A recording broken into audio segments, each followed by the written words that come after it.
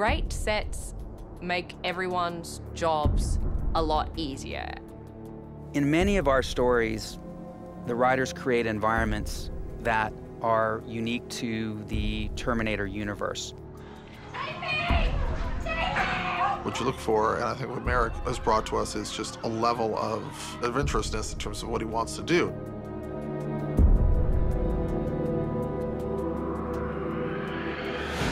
From the beginning of this season, we wanted to expand the cinematic scope of the show. And a big part of that must be with production design. We didn't really have that first season. We didn't really have kind of these amazingly well put together, art-directed places, and it makes you feel that you're a part of something big, and the scope and size of it makes your days easier. The biggest difficulty is the time frame. You know, we have very little time, so it's like 2 weeks most when we have to put together a new concept. He built Catherine Weaver's office, which is on our stage. It's supposed to be on the 26th floor of a building downtown. He created all that glass. You know, that glass is all gimbaled. It kind of moves and everything. Difficult to shoot in, but looks great on film. I walked in, I just was gobsmacked. I had expected it to be more like a music video where things are cheated to look bigger than they are, but this was this huge, expansive set. What I wanted to achieve a kind of minimalistic look of very modern high-tech architecture, which is not too futuristic. It's an expensive set, and we've ended up using it for 2 episodes, which is great, but it's just phenomenal. And I mean, to be able to have an episodic TV show, when you walk around and go, we built a nuclear sub, and it looks better than a lot of feature versions of it. That was a challenge because we had very, very little time, and the possibilities were quite limited. And at that point, I had the tunnels, and I had some space there, so I felt, why not use some of the structure of the tunnels and convert that to a corridor of the submarine, and to build the control room. Each one of these corridors has to be like 2 or 3 different places. The control room is the only one a part of the set that stays in the control room the whole time, but the bay becomes 3 different sets. So we just had to kind of figure out a way that we could, you know, change it up lighting-wise and stuff so that it worked. And the big thing there was, you know, color. We decided that we're going to build a lot of the lights inside the sets, so it was very easy for him to change the colors, change the color temperature and the atmosphere. It was an amazing set, not only because it obviously looked great. It was so versatile. We had 1 corridor, which became 7 wonderfully different corridors.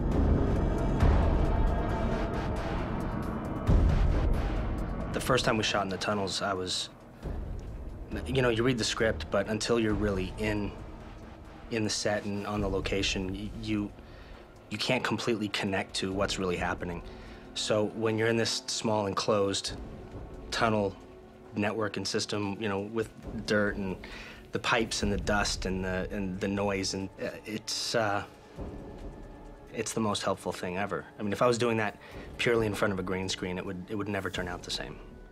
With that set, Mark constantly reminds us of what Sarah is fighting for. I think my favorite sets are the ones in the future. More than anything, those are the ones that really take me to a new place. And I feel that we've really done some beautiful sets. And my favorite one, I think, from this whole 2nd season was Allison from Palmdale when I'm running through the tunnels.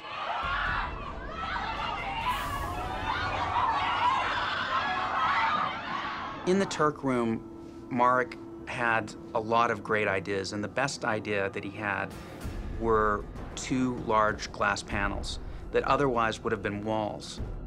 The biggest challenge in that set was when John Henry is hooked up to the Turk.